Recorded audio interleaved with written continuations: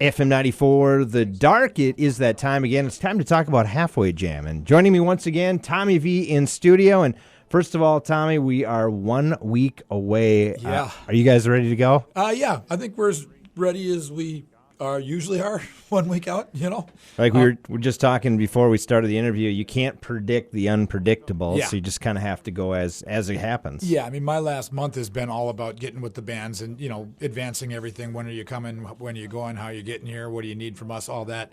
And, yeah, so, I mean, I literally spend a month on that and then watch about half of it change as, you know, buses break down, flights are late, and all of a sudden everything's, you know, scramble time. So we're used to it. We had you in a couple months ago, and when we had you in, you had just announced Seether was Right. going to be here, and then you said there was a possibility of something else. Well, that possibility happened. Yeah. Skillet is now coming. Yeah. We that was kind of it was a fortunate deal for us. You know, for those that know, Skillet played last year, and they came in and played when Buck Cherry had to cancel on really short notice because Josh lost his voice and they had to cancel their tour. So we scrambled and we got Skillet to come in and they just blew everybody away. Not only their show, which was phenomenal. And I mean, I've been doing this a long time, on all sides of the music business. It's one of the top 5 shows I've ever seen. I mean, they just throw down. And so that part of it was great, but they were just such good people. I mean, and they were on vacation and they agreed to come off of vacation to help us out. So they called me. When we announced Seether, we were done. I mean, it was like, we were pretty much thinking we were done. And then the Skillet camp called me and just said, we're open on the 30th. We're in the Midwest. We'd love to come back again. And we thought about it for about 3 seconds and said, okay. And, they really did us a favor last year. And so, we probably wouldn't have gone after them, but because they called and asked, we just said, yeah, right on, come on along, And, of course, logistic-wise, I'm sure we talked about it. You said it was going to be a little bit tricky because now you've added more to that Saturday group, which makes the timing really tight. Yeah. And with the production that Skillet brings in, I mean, that's, of course, we were there last year, unbelievable. Yep. And I'm sure they're bringing the same stuff Yeah, again. they're bringing everything with them. And, they're the way they set up, we kind of lose access to part of the back of the stage. So everything that goes on before them has to set up in front of them. And so in the end, we had already decided to bring in a much bigger stage and much bigger work spaces behind the scenes, the side wings and the back loading dock and all that the people don't see. We can handle it. The main thing was, having 5 acts on even a big stage can be tricky. And, we've got 10 years opening the stage that day, and they shouldn't be opening that stage. I mean, I think anybody who knows 10 years, will think, oh, they'll be on at 8 or 9 o'clock, which they should be, but they're not. They're on at 4. So for those that are coming, make sure and get there early because, in past years, the main stage kind of started at 6, 7 o'clock, and it was usually a smaller national band, and then we kind of built to the big stuff. This year, it's really all headliners. If you're into the modern rock stuff, all of our acts are headliners, and the 90s stuff as well.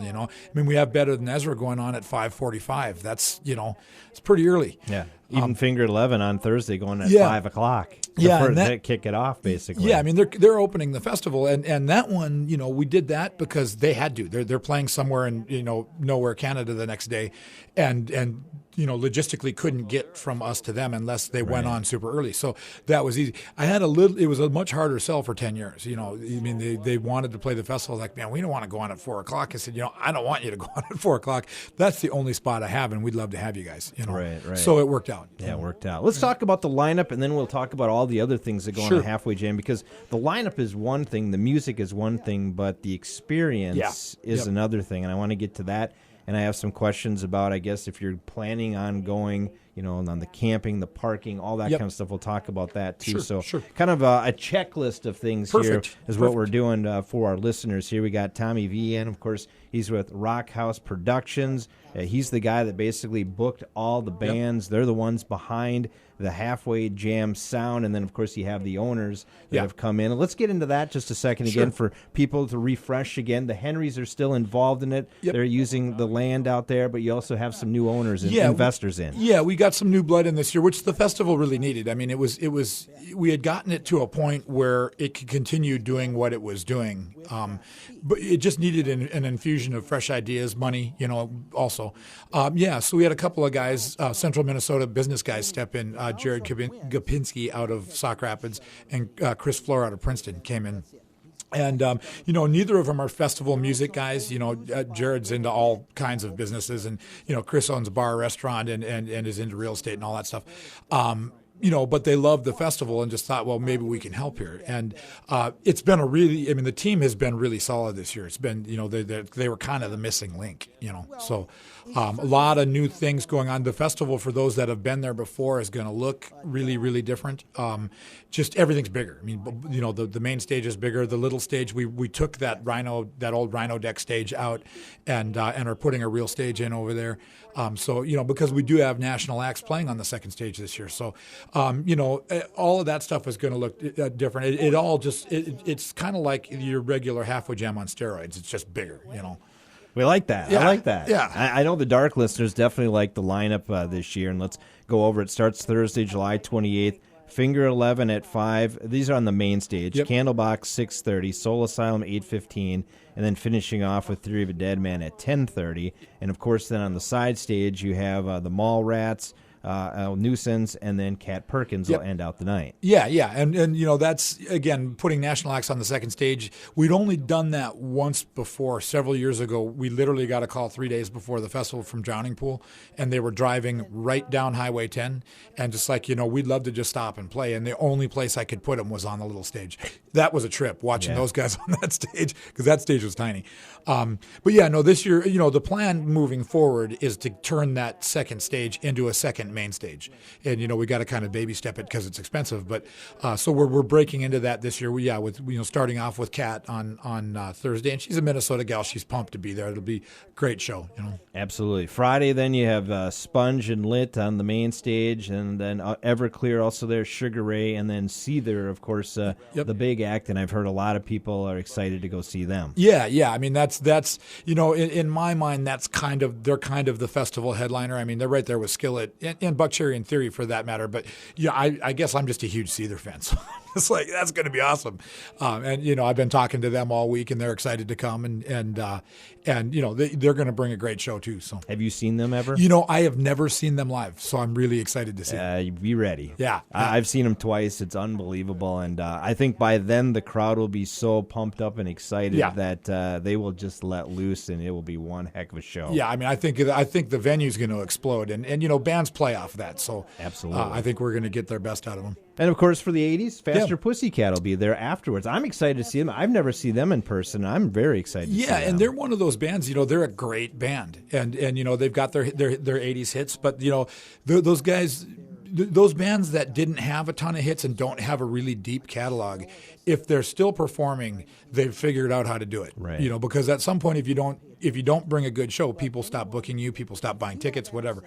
It's a great show, and we're really pumped to have them. And again, they're excited to be coming. It's a late night deal. They don't even go on until 12:15, 12:30, somewhere in there. So. Right, and then of course Saturday, July 30th. This is the day that is packed full. Yes. So, if you had to pick a day, and of course it always seems like the weekend is the best time to go sometimes, this would be the day. The lineup is unbelievable. As you mentioned, 10 years to start out with. Then you have Better Than Ezra, Gin Blossoms, Buck Cherry, and Skillet. That's just on the main stage. Yeah. And then the band I'm really excited about seeing, and I'm glad you guys got them signed, is Dollskin. That's kind of thanks to you. You kind of started that whole I'm very excited to see this. Yeah, we are too. It's, David Ellison from Megadeth. He found these four gals out of Phoenix, Arizona, teenage girls, and put this band together. We talked about it before, kind of like the Runaways a little bit, and hopefully they're going to add a new element here to the jam. Yeah, and they're a really exciting young band. I mean, you mentioned the Runaways, that whole Joan Jett Runaways thing.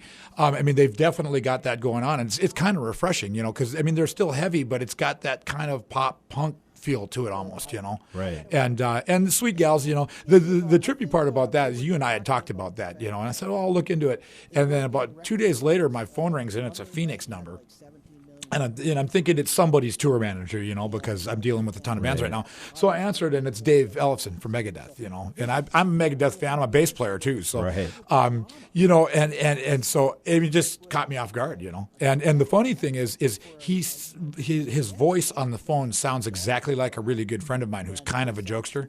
So I thought it was somebody pulling one over on me, But no, I had a great chat with him, and he's just like, we'd love to get him in, and so we were able to put a deal together. So they're coming. Awesome. I did make him promise to give us a really, really serious shot for bringing Megadeth in last year. That was part of the deal. It's okay, I'm going to book these guys, but we really want you guys to come next year. And he said, "Yeah, we're open to talking about it." So there's a possibility. There's a teaser right there. There's the teaser, everybody. Boy, if you brought Megadeth to Halfway Jam next year, the place is probably sold out. Yeah, and it's my goal to do that. So that's there. I'm already talking about trying to get them for next year. So other bands that are going to be there is Vaudeville. You'd mentioned about Cold Kingdom out of the Twin Cities, Throw the Fight, another band out of the Twin Cities, and then L.A. Guns, of course, for the '80s rockers once again. And kind of closing the whole festival out. And again, L.A. Guns is just a great party band. They had their hits, but they put on a really good show. And and I'm really excited about Throw the Fight. I mean, all those bands, Cold Kingdom, Vaudeville. I mean, these are great young up-and-coming bands from our own backyard down in the Twin Cities. All three of those bands are doing great right now. They all have records out. They're all, so it's, our hope with using those bands is that 3 or 4 years from now, those bands have a record that went huge, and we have them back on the main stage, and it's kind of, God, remember when they played the little stage kind of thing. So yeah, I mean, we'd love to see some acts, local acts explode, and then be able to continue using them for years. So. All right, so we've got the lineup. It's an unbelievable lineup. Now it's time to buy tickets. And, of course, you can buy tickets at the gate, but if you buy them before that, you save some money. So the place to go is to halfwayjam.com. Once again, that's halfwayjam.com. And by buying them online rather than at the gate, you're going to save money like beer money. Right, Tommy? That's a whole bunch of extra beer and cheese curds and all that stuff. Secondly, it's a lot quicker process if you show up on the grounds and you already have a ticket than if you show up to buy one. If you have a ticket, we have gals with iPads. They basically scan your ticket, slap a wristband on you, you park your car, and you're walking into the festival. If you're buying a ticket, you got to, park and then come over, get in that line, do all that. And then, so there's a whole step in the chain that goes away if you just show up with the ticket in hand. So. Right, exactly. And tickets, halfwayjam.com. Yep. And right now, obviously, we have a promo for FM 94 listeners. If you go to halfwayjam.com, want to buy 3-day tickets, 3-day passes, just the passes for the music or with the camping, you can get either $20 or $30 off if you put the promo code in. FM 94 all caps. Yep, and that really is the best deal out there. I think a lot of Halfway Jam fans are used to in past years there'd kind of be a lot of tickets showing up these deals, these different kind of radio value connections and whatever, these types of things. And because of we figured out the other day that we tripled the entertainment budget for this festival. We only raised the tickets at the end of the day. We only raised them $15. So. It's a much harder math equation than it's been in years past. Mm-hmm. And, if this was any other year on any other entertainment budget we had, we would be so far past the mark right now. It'd be ridiculous. Right. But that's what people need to understand is it does cost a little bit more to go this year, but it's still the cheapest festival around. And you're getting so much more for that extra $15, $20. It's ridiculous. All right, let's talk about that. Let's talk about some of the changes. You mentioned the stages. They're bigger this year. What are some of the other changes that people are going to see when they walk in this year? The whole festival, aesthetically will look a little different. That's all, it is what it is. We're just kind of doing some different things with lighting and stuff like that. But the biggest changes are really in the VIP area, and there is still some room in VIP. It's getting close to sold out, but it's not sold out. But we moved that little stage that we took out of the old Rhino Deck stage. We moved that into VIP, and we have some plans for that we're going to try to goof around with. Nothing's cemented yet. But there is a stage over there, and we're going to try to do some things on that. We have some things like wine tasting and craft beer tasting and rum tasting. We got Kenny Chesney's rum coming. I don't know if Kenny Chesney will show up, but his rum is coming. So, and so we're doing some of those types of things for the VIP people, and the VIP people, our VIP pit where the VIPs watch the shows from is the closest of any festival around. And our GA really, I mean, you can get closer in general admission at Halfway Jam than you can at any other festival. Most of the VIPs really take up that area all the way to the soundboard, and we don't do that. So, but that in the VIP, and then that of course also is where the meet and greet people are. If you want to meet any of these bands, that all is figured out from the VIPs. So if somebody has already bought in 3-day passes, can they upgrade? Yes, they can upgrade. You can. If you go to the website, there's an 800 number for our ticketing company. You can call them and they will get you upgraded. Awesome, because I'm sure there was a lot of people that bought tickets months ago. And now they saw, oh my goodness. Yeah, we're seeing a lot of that. I mean, I've had a lot of people email and call last week and say, I bought these, right when they went on sale, and now all of a sudden I look at the lineup and, I realize my whole weekend is available, and I just want to do the VIP thing. So, and then also in the campground, I mean, the campground will kind of look and feel the same, but our campground is huge. So there's a ton of room up there. We recommend that everybody that comes, if you're coming for the weekend, that you just camp. There's no sense in getting in a car after you've had that kind of fun all day, Absolutely. Unless you have a designated driver with you, just stay out there. And the campground is kind of a world of its own up there. It really becomes its own thing. And it's just fun. I mean, it's just a fun time up there. So absolutely. You mentioned the camping. Let's get to that. When can they start coming to camp? That's a good point. The campground opens at 11 a.m. this Sunday, so July 24th. It opens at 11 a.m. And you can bring your camper in and drop it, and then come back for the festival, or you can come and start camping. We have a lot of people that just show up on Sunday and camp for the week, make a week out of it. It's $15 a day to camp. Up until through Wednesday, and then the regular camping pass starts on Thursday. So okay, very cool. Very cool. Now, if you're somebody like myself that's not going to camp, but as you mentioned, I might want to have a couple adult beverages and that, are there going to be shuttles or taxis from St. Cloud, from Little Falls? Yes, Elite Taxi Service, who we've used for the last several years, is with us again. They will be running shuttles and taxis, both from Little Falls and St. Cloud. I'm waiting to get that schedule from them. The shuttles will have scheduled stops. They'll make a couple stops in each town, head down to the festival. It'll be on a half hour, quarter hour type thing. I'm waiting to get that schedule from them. As soon as I do, it'll be posted both on our website and our Facebook, and we'll blast it out to you guys so you can get it out on your Facebooks and things like that too. Absolutely. And if you have a designated driver and you want to go and drive and park, that's available too. Yeah, we have a ton of parking. So the parking's never an issue. It's the parking lot is $10 a day or $25 for the weekend. And so that part of it's easy too. I think the one thing that I hear from people about Halfway Jam that's different than so many other festivals is everything is really close. The parking lot where you park is right across a small dirt road from basically the festival driveway from the entrance gate. Campgrounds are right behind the festival grounds. I don't think there's anywhere you can't be anywhere on those grounds and be probably more than maybe a 8-minute walk to the gate if you're just kind of walking, not hurrying. So everything's close. And once you get on the grounds, you can be anywhere on the grounds and see the main stage clearly. We do have new video screens coming this year. In the past, we just had one awkward thing on the side. And this year we do have 2 professional video screens coming in on each side. So there will be video to the main stage from everywhere. So you'll be able to really see everything from everywhere. Very cool. Very cool. We're talking with Tommy Vee. Of course, he basically puts together Halfway Jam. Yeah, this is my life. He's it is, isn't it? Do you get a chance to do anything else besides this? Our company, Rockhouse, we do a ton of other things, but we just kind of cram them in around this. This Halfway Jam really starts for me in October 1st, and then ends, in August. And even though I really start doing the legwork in October, we start really planning in September. So it's about an 11-month out of the year deal, and it's really a full-time job for me.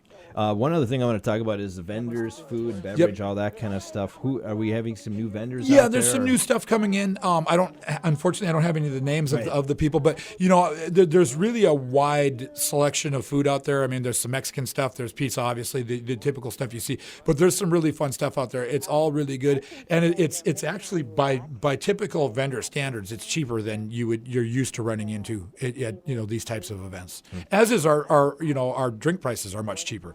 It's more in line with kind of bar pricing than festival pricing. You go to Twins game, you pay $8-9 for a beer. We're not that. It's $4 or $5 or whatever it is. I can't remember, but we're not that. So we don't try to. A lot of times these events they'll put on a cheaper ticket price, but once you get in, you basically have to take out a mortgage to do anything. And we're trying to make it a really fun, affordable event for people. Absolutely. And of course, if you want to save some money, or for that matter, have some beer money, buy your tickets before you get to the gate. Yeah. I mean, if you just go on our website and buy your tickets, you're going to save about 4 or 5 beers right there. If you go and use your guys' code, you're going to save even more. So, you're going to be, a beer and dinner into it by that time. So, Once again, that promo code FM94, all caps. Any final things, I guess, you want to mention to our listeners and to the fans of Halfway Jam? I think what I would say to people is, don't be that guy that wakes up the Monday after the festival hearing all your friends talk about it at work. Just come on out, It is a new experience. You alluded early on about the festival experience, and that's what we're trying to be. It's taken the longest to train people around here that we're not a Seether concert. We're not a Skillet or Buckcherry concert. We're a festival, and this thing is really about combining all those bands with all that vending and this large group of people and the experience that comes out of that. The party that happens as a result of that. And once people come, if you've never come before, once everybody tells me this, I hadn't come, I've heard about it for years, I finally made it this year, and man, we're coming every year because it's just such a fun party. The vibe out there is always really, people are just happy out there. It's just a fun up party environment. The other thing I'll say that we've talked about this more this year than we have in years past is we've had a lot of people asking, because of some of the bands that are coming, especially the 90s bands, we've had people ask, is this a kid, is it an all ages event? It is an all ages event. What I tell people is that it's all ages, and we encourage people to bring their kids with. With that said, it is a rock concert. You will see things that happen at rock concerts there. It's not, it's definitely, it's a really fun experience. But, there's some language and there's some stuff, that we cannot police. But it's fun. And, I tell people, I have a 14-year-old who's a very mature 14-year-old, and he'll be out there with me, and he knows how to just kind of, that's not that, there's nothing's going to change who he is, right. So, but, we're encouraging people, bring them out. Last year when Skillet played, I saw more families with young kids there, and they played at 11 o'clock, and all of a sudden all these families showed up, and so, bring them, have fun. Have fun. And of course, if there's any final updates of things, they can go to halfwayjam.com or the Facebook page. Yeah, and really now in this stretch, the best bet is our either Facebook or Twitter. And we encourage everybody to join us on our Twitter page because during the festival, if there's any announcements that need to be made or updates, we're going to be doing some fun stuff with Twitter. We might, at some point we might say, hey, if you show up over here right now, you're going to get a couple bucks off a beer. Or if you show up here, tacos are going to be half price, whatever. We're going to be doing some of that kind of stuff. So make sure you're with us on Twitter. And that's _Halfway Jam. So you're going to make me get a Twitter account. Yeah, I never had one either, and Halfway Jam needs a Twitter account, and somehow or another it fell to me. I don't even have Facebook, and so I'm the guy with Twitter now, and I'm like, okay, how do I work this thing? And it's, I've been a little active on it, but now in this last week, as we're needing to get messages out quickly, it'll between calling you guys and saying, hey, this is what we're doing, get it out on the air. But yeah, Facebook and Twitter are, and then, we're going to have a drone out there, so there's going to be some Facebook Live stuff going on with the drone and some Facebook Live stuff going on backstage. We'll be kind of tweeting with the bands while they're on site, and so it'll be some fun stuff going on. Yeah, that stuff that back 30, 40 years ago we never even thought about. Yeah, right? yeah, right, yeah. We were just kids going out, put the baseball cards in our spokes and went down the road, right? Yeah, back in the days when you had to go wait in line at the phone booth. Exactly. Hey, Tommy, this lineup is unbelievable. All the hard work that you and the staff have put into it, I'm really looking forward to it. Hopefully everybody in central Minnesota, for that matter, in the upper Midwest, is looking forward, and we get a huge crowd out there. And the best thing is we have some great weather, and right now it's looking pretty good. It's looking really good. I mean, for a while it was looking like like it was going to be in the 90s, and now last I checked, it was kind of upper 70s. Yep. So that is perfect. If we get sun and upper 70s up to about 81, it's just a comfortable day to be out with your shorts on and a beverage in your hand, Awesome. Thanks so much for joining me. Thanks for having us. Once again, that's Tommy Vee, of course, from Rock House Productions, and also putting on that big halfway jam coming up July 28th through the 30th. Get your tickets now. Once again, that promo code FM94, all caps, by going to halfwayjam.com.